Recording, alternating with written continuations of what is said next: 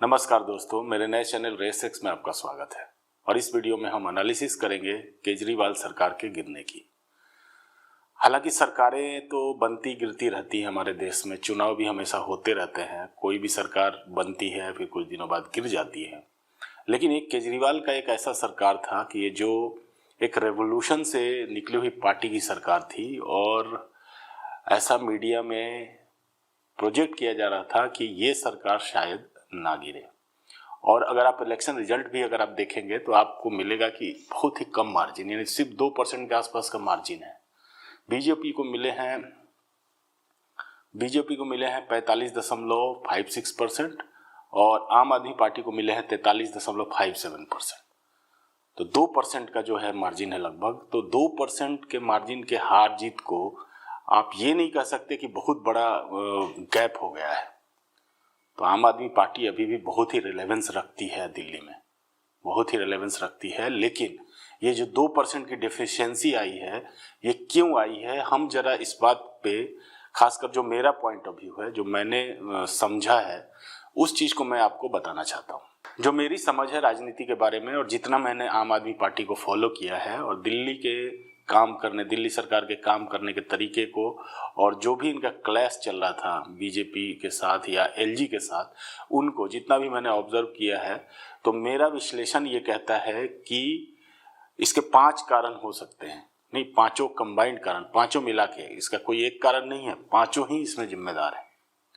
और ये 5 कारण मैं 1 बाय 1 डिस्कस करूंगा, और अंत में आप मुझे बताइएगा कि आप इससे सहमत हैं या नहीं है। तो पहला कारण जो मुझे समझ में आया है वो है इनके जो रेवरी कल्चर को जो आगे बढ़ाने का जो था, इन्होंने फिर से वादा बांटने वाला कर दिया, फ्री वाला वादा कर दिया। इन्होंने कहा कि हम 2100 रुपये महिलाओं को देंगे, और भी कई सारे वादे थे जो कि रेवरी कल्चर को ही, फ्री कल्चर को ही बढ़ावा दे रहे थे।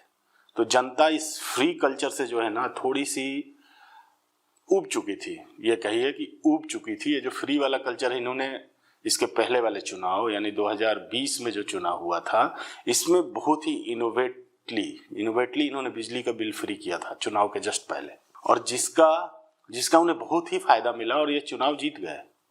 लेकिन इस बार इन्होंने इनोवेशन किसी भी तरह का, अपने जो घोषणा पत्र है, कोई इनोवेशन इसमें नहीं ला पाए।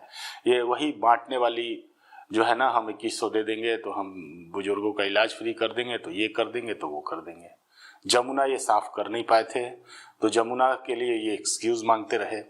तो जनता जो थी ये रेवरी कल्चर से उब चुकी थी, और जो भी रेवरी कल्चर या जो फ्री की सेवाएं जो चल रही थी दिल्ली में पिछले 5 सालों में, वो भी शायद बहुत सुचारू रूप से नहीं चल रही थी। कुछ दिक्कतें हो रही थी। मोहल्ला क्लिनिक में भी कई बार न्यूज आया कि सही से डॉक्टर नहीं बैठ रहा है, इलाज नहीं हो पा रहा है, या कई बार न्यूज आया था कि मोहल्ला क्लिनिक के डॉक्टरों का पेमेंट नहीं हो पा रहा है। तो दिक्कतें हुई थी। यानी यूज़र एक्सपीरियंस जो था उन सारी फ्री की योजनाओं का, वो इतना बेहतर नहीं था लोगों में। और फिर से आप एक रेवरी कल्चर वाला ही आप घोषणा पत्र लेके आ गए, तो लोगों को वो बहुत ज़्यादा अट्रैक्ट नहीं किया जैसा पिछली बार किया था। और इस बार ये कोई भी नई योजना लागू नहीं कर पाए थे। पिछली बार तो इन्होंने चुनाव के पहले लागू कर दिया था, इस बार ये लागू नहीं कर पाए थे। इस बार सिर्फ इनकी घोषणा थी। पहले इन्होंने 1000 रुपये महिलाओं को देने का वादा किया, और फिर जब बीजेपी चुनाव मैदान में उतरी तो उसके अगेंस्ट में इन्होंने फिर अपने 1000 वाले वादे को बढ़ाकर 2100 रुपया कर दिया। लेकिन जनता इस रेवरी कल्चर से उब चुकी थी, और इसलिए ये बहुत ज़्यादा जनता के रूप में इस बात के लिए प्राइमरी चॉइस नहीं बन पाए। तो पहला कारण तो ये रहा। और दूसरा दोस्तों जो कारण रहा वो रहा शीश महल का। बीजेपी ने शीश महल को बहुत ही चालाकी से और बहुत ही सही समय पर शीश महल के मुद्दों को उठाती रही, और शीश महल के मुद्दे को बहुत ज़्यादा इसने हाईलाइट किया, और जनता के मन में भी ये बहुत ज़्यादा सिंक कर गया था। शीश महल वाला मुद्दा ये था कि भाई, जब आप ये कह के आते हो कि मैं किसी भी तरह का कोई सेवा नहीं लूँगा, गाड़ी नहीं लूँगा, बंगला नहीं लूँगा, ये नहीं लूँगा, वो नहीं लूँगा, और आप इतने आलीशान शीश महल का निर्माण करते हो और आप उसमें रहते हो, और जब आप पे ये इल्ज़ाम लगाया जाता है तो आप पहले तो बहुत दिनों तक चुप रहते हो। और चुप रहना एक तरह से एक्सेप्टेंस ही होता है। जब आप कुछ नहीं बोल रहे हो, इसका मतलब है कि आपने आप पे लगाएगा सारे इल्जाम सही है, यानी कुछ ना कुछ तो सच्चाई है, सारे ना सही हो, उस हद तक ना सही हो, लेकिन सही तो कुछ ना कुछ है। जनता को डाउट तो हुआ, और आप इसके खंडन में क्या लेके आए? राजमहल लेके आए। तो जनता को तो शक हो गया, जनता को तो पता चल गया कि चोर की दाढ़ी में तिनका। तो ये शीश महल वाला भी मुद्दा जो है लोगों को सिंक किया। तो दोनों मिला के, मतलब मैं ये नहीं कह रहा कि सिर्फ एक मुद्दा, अगर सिर्फ इनमें से एक मुद्दा होता तो आप शायद नहीं हारते केजरीवाल जी। तो मैं केजरीवाल जी से भी बोलना चाहूँगा और उनकी पार्टी के लोगों से भी, जो मेरी समझ है मैं बता रहा हूँ कि शीश महल बहुत ही नेगेटिव गया है। अगर आप इसमें थोड़ा इनोवेटली बिहेव करते और इमीडिएटली जैसे ही बीजेपी, क्योंकि बीजेपी ने मुद्दा बहुत पहले उठाया था, चुनाव के पहले उठाया नहीं था, जब बीजेपी ने ये मुद्दा उठाया तब आप चुप रहे, और जब आपने जवाब देना शुरू किया तो आपने शीश महल का जवाब राजमहल से देना चाहा। तो कहीं ना कहीं आपने एक्सेप्ट किया कि हाँ, शीश महल वाला जो मुद्दा है वो सच है, और आप इसमें, आप ये कोई गलती नहीं है, ये जानबूझकर किया गया काम है। लेकिन केजरीवाल जी, अगर आप चाहते तो बीजेपी को बैकफुट पे ला सकते थे। आप इमीडिएटली या तो शीश महल छोड़ देते, या जनता से ये अपील करते कि हाँ, कुछ मेरे कार्यकर्ताओं ने या कुछ उत्साहित जो अफसरों ने मिलके ये जो शीश महल का निर्माण कर दिया है, रियली में अल्ट्रा लग्जरी है, और शायद मैं इसको अवेल कर रहा था, ये मेरी गलती थी। मैं इसको छोड़ रहा हूँ, मैं कहीं और शिफ्ट हो रहा हूँ, और इसको किसी और काम में यूज में लाया जाएगा, किसी और सरकारी काम में यूज में लाया जाएगा। अगर ये स्टेप आप उसी समय ले लेते, जैसे आपने पहली बार अपना घर बदला था, याद होगा आपको, तो केजरीवाल जी ने अपना घर बदला था, जब लोगों ने इल्जाम लगाया तो उन्होंने घर बदला। तो इसी समय आप अगर ये बदल देते तो शायद ये मुद्दा खत्म हो जाता, चुनाव तक ये मुद्दा जिंदा ही नहीं रहता। तो इसका शायद जो नुकसान आपको भरना पड़ा वो भरने की जरूरत ही नहीं पड़ती। तो यहाँ पे भी गलती हुई है आम आदमी पार्टी से। मैं शीश महल गलत था या सही था इसका विश्लेषण नहीं करना चाहता, लेकिन हाँ, चुनावी मुद्दा बना और इससे नुकसान हुआ, और ये नुकसान की वजह से भी एक कारण था जिसमें लोगों का भरोसा कम हुआ और उन्होंने वोट नहीं दिया। हालांकि वोट बहुत कम मार्जिन से आप हारे हैं, बहुत सारा जगह में तो आप 1000 से कम वोटों से हारे हैं। तो शीश महल वाला मुद्दा भी जो था बहुत ही इंपॉर्टेंट था। और तीसरा जो मुद्दा था जिसमें आप कुछ कर नहीं सकते थे, लेकिन फिर भी ये मुद्दा है कि आपके मंत्रियों को और खुद आपको भी जेल यात्रा करना पड़ा, काफ़ी दिन तक आपको जेल में रहना पड़ा, आपको बहुत ज़्यादा डिस्टर्ब कर दिया गया, आप बहुत डिस्टर्ब रहे जेल की वजह से। और ऑब्वियस ही बात है कि जब आप जेल में थे या आपके मंत्री जेल में थे तो दिल्ली सरकार के कामों पे बहुत ज़्यादा प्रभाव पड़ा, और जनता आप लोगों के झगड़े के बीच में नहीं पड़ना चाहती थी, तो जनता ने डिसीजन ले लिया। तो आपका जेल जाना भी एक बहुत बड़ा कारण है जिसकी वजह से आप हारे हो। और जेल जाने के बाद आपने इसमें भी कुछ गलती की है, या तो जैसे ही आप जेल गए आप इस्तीफा देते, कमान या तो आतिशी को देना था तो उसको उसी समय दे देते, तो कम से कम सरकार के काम काज जो थे सही तरीके से चलते रहते। लेकिन कहीं ना कहीं आपको भी सत्ता का लालच था, या सत्ता का कुछ ना कुछ तो था जो आप उसको पकड़ के जकड़ के रखना चाहते थे। हालांकि जेल के आने के बाद आपने सत्ता छोड़ी, ये भी गलत स्टेप था आपका। जब आपने जेल जाते समय नहीं छोड़ी तो निकलने के बाद छोड़ने का क्या लॉजिक था? आपको सत्ता में रह के चीज़ों जो खराब हो गई थी चीज़ें, उनको संभालते हुए दिखना चाहिए था। जनता को दिखना चाहिए था कि केजरीवाल आया है तो ये लगा हुआ है, चीज़ें खराब हुई हैं लेकिन ये इसको छोड़ना नहीं चाहता है। लेकिन आपने कुर्सी छोड़ दी, आपने जिम्मेदारी, एक तरह से जिम्मेदारी से आपने पीछा छुड़ा लिया। तो ये भी एक बहुत बड़ा मिस्टेक था, जेल जाना, और जेल जाने के बाद कुर्सी ना छोड़ना और जेल से आने के बाद कुर्सी छोड़ देना। तो ये फैक्टर है जो कि मुझे समझ में नहीं आया कि आपने ऐसा क्यों किया।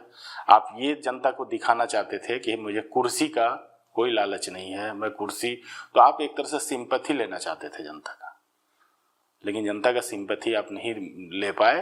बीजेपी के चक्रव्यूह में आप फंस गए और बीजेपी बाजी मार के ले गई। तो ये मुद्दा भी बहुत इंपॉर्टेंट था। उसके बाद जो अगला मुद्दा है, हाँ, उसके बाद आपने एक एरोगेंस भी दिखाया। आप मानिए या ना मानिए, आपने क्या किया? एरोगेंस दिखाया। आपने आके बाहर क्या बोला जनता से कि अगर मैं निर्दोष हूं तो आप मुझे वोट दो, वरना मुझे वोट मत दो। तो जनता ने, और ये खेल आप लोकसभा चुनाव में कर चुके थे कि जेल के बदले वोट मांग रहे थे आप। उस समय भी जनता ने आपका साथ नहीं दिया, और जनता, आप फिर भी उस हार के बाद भी ये स्टेप कैसे ले सकते थे? ये तो आपको लेना ही नहीं चाहिए था। आपको तो जनता से बोलना चाहिए था कि आप इन बीजेपी वालों के या जो भी ओपोनेंट है उसके बहकावे में मत फंसना, मैं निर्दोष हूँ और एक दिन कोर्ट भी मुझे बाइज्जत बरी करेगी और देखिए मुझे बेल मिल चुका है, मैं आपके सेवा में लगा रहूंगा। लेकिन आपने ये एरोगेंस दिखाया जैसे जनता मतलब आपको एकदम फुल प्रूफ ग्रीन चिट दे चुकी है। तो ये एरोगेंस भी कहीं ना कहीं जनता के मन में ये लगा कि यार ये आदमी कैसे बातें करता है। आपको जनता अगर कुछ गलती हुई भी थी तो जनता से माफ़ी मांगनी चाहिए थी, जनता को भरोसे में लेना चाहिए था।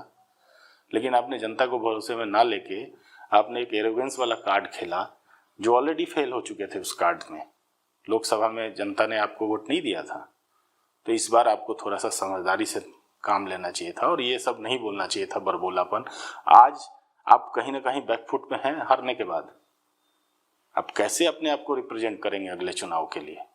फिर आपको घेरा जाएगा, आपसे पूछा जाएगा कि जनता ने तो आपको वोट दिया नहीं, इसका मतलब आप दोषी हो, कम से कम जनता की अदालत में।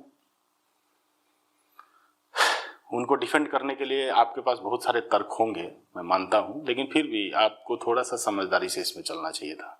तो ये भी बहुत बड़ा एक कारण था जो जिसकी वजह से आपकी सत्ता आपके हाथ से चली गई। और पांचवा जो मुद्दा है, केजरीवाल जी आप IITian हैं, IIT से आपने इंजीनियरिंग की डिग्री ली है, लेकिन आपने इस बार इंजीनियरिंग नहीं लगाई अपनी पार्टी को जिताने के लिए। आप ये समझ ही नहीं पाए कि खतरे क्या हैं आपके पार्टी के लिए। आप आकलन सही नहीं कर पाए, तो आपका गलत आकलन भी इस बार आपके पार्टी को हरा दिया है। जैसे कोई भी बिल्डिंग अगर कोई स्ट्रक्चर बनाया जाता है तो उस पे इंजीनियर्स असेसमेंट करते हैं कि भाई कौन कौन से इस पे लोड लगने वाला है, और फिर उस लोड के अगेंस्ट वो अपने स्ट्रक्चर को सेफ और मजबूत बनाते हैं। तो आप ये आकलन नहीं कर पाए कि आपके पार्टी को कौन कौन मुद्दे जो हैं खतरा हैं और कौन से मुद्दे पर आपको इनोवेटली गेम खेलना है। तो इस चुनाव में तो मैं सीधा कहूंगा कि आपकी पार्टी की तरफ से किसी भी तरह का कोई इनोवेशन नहीं दिखा, बहुत ही बोरिंग था। आप लोग भी वैसे ही घिसा पिटा चुनाव, ये दे देंगे, वो दे देंगे, ये बांट देंगे। अरे जनता भिखारी थोड़ी है कि आपके दरवाजे पे खड़ी है और आप कहीं के कुबेर का खजाना खोल रहे हो। आप अगर फ्री भी दे रहे हो तो उसके पीछे एक प्रॉपर लॉजिक होना चाहिए कि हम फ्री क्यों दे रहे हैं। आप तो ऐसे बांट रहे हो जैसे वोट लेना है बांट रहे हो। तो आने वाले चुनावों में मुझे खासकर आपसे बहुत उम्मीद है कि आप एक बेहतर इनोवेटिव घोषणा पत्र लेके आओगे और जनता को लगेगा कि हाँ ये बंदा पढ़ा लिखा है, इंजीनियर है, तो इसके स्टेप्स और इसके घोषणा पत्र भी कुछ उसी तरह से इनोवेटिव है, कुछ अलग है। ये फ्री बांटने में क्या है? आपने 2100 बोला, बीजेपी ने बोला 2500 बोला। लोग तो पहले से कंफ्यूज हैं। लोगों को कंफ्यूज करने के लिए आपके ओपोनेंट बहुत सारा गेम खेलते रहते हैं और कहीं ना कहीं भ्रम तो इन्होंने पैदा किया है, जिस भ्रम में आप हार गए चुनाव। और राजनीति में बहुत इंपॉर्टेंट है चुनाव जीतना, क्योंकि जब आप चुनाव जीतेंगे नहीं तो आप कोई रिलेवेंस नहीं रखते राजनीति में। तो ये 5 कारण मेरे हिसाब से आम आदमी पार्टी के लिए घातक सिद्ध हुआ। आपको क्या लगता है? अगर आपको लगता है कि मेरा इस एनालिसिस से आप अगर सहमत है या ना ही सहमत ना भी हैं तो कमेंट करके बताइए। चैनल मेरा नया है और इस तरह के ज्वलंत मुद्दों को लेकर मैं आऊँगा, अपने विचार रखूँगा और फिर हम बातचीत करते रहेंगे। अगर हो सके तो चैनल को सब्सक्राइब कर लीजिए ताकि मैं अगला वीडियो जैसे ही डालूँ आपको नोटिफिकेशन मिले और आप मुझसे जुड़े रहें। तो मुझसे जुड़े रहने के लिए, इस वीडियो को पूरा देखने के लिए बहुत बहुत धन्यवाद। मिलते हैं अगले वीडियो में।